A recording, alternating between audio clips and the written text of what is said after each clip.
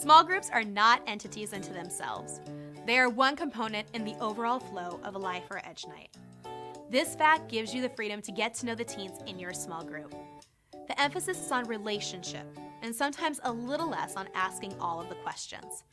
Hearing the teens' stories, sharing in their struggles of faith, relating to those struggles and worries, those go much farther than having all the right answers. Keep relational ministry in mind when you're leading a small group. When you see those same teens the next week, you can let them know you've been praying for them, or ask them about the game or that test that they were worried about. Small groups are meant to be a time of sharing faith and sharing hearts. It is crucial to set a judgment-free standard. Make it clear that what is talked about in small groups does not travel to other ears. Create a trustworthy space where teens feel secure. Maybe you can get the teens to behave, but can't really get them to open up. How do you take your small groups to the next level?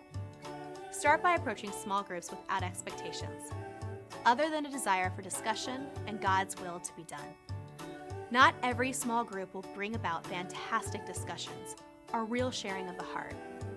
But if you work to create the right environment and approach it with the right heart, sometimes you will see glimpses of the teens really sharing their hearts with each other and with you. Be willing to really lead your small group, not simply ask questions.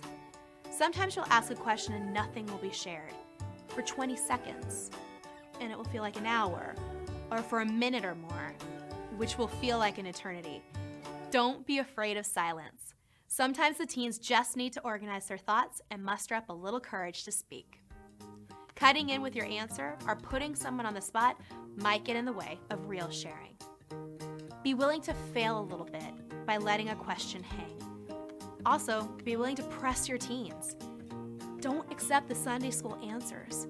Teens know what you want to hear, but the truth is there isn't an answer you want. Your goal is honesty and to see open-heartedness on the part of the teens.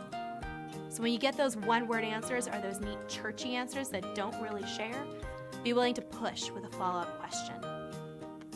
It doesn't matter how smart you are, how quick thinking, how good you are at remembering names, how old or young, or what you do for a living. If you simply give the teens a safe space and listen to them, they will open up and share their faith and share their hearts with you and with the others in small group. You are called to this ministry right now for a reason. And God has anointed your heart to be an adult to walk with some teens through some of their most difficult situations. God didn't call you because you have all the answers. He called you because He knows you are able to love. And as a small group leader, that is your biggest task. Through dealing with personalities, for asking tough questions, through being prepared, you're really called to love those teens in small group. And you have that ability. Don't get frustrated with a few bad small group experiences. The best leaders have them more often than they have good ones. But if you stick with it, and if you are patient and love the teens God puts in your path, you'll have those moments of depth. Thank you for your yes to Christ and to the teens of your parish. Without your yes, there wouldn't be a place for teens to learn about their faith, to share, and to grow in the love of Christ. We at Life Teen are praying for you, and we know that you are going to be an awesome small group leader. God bless.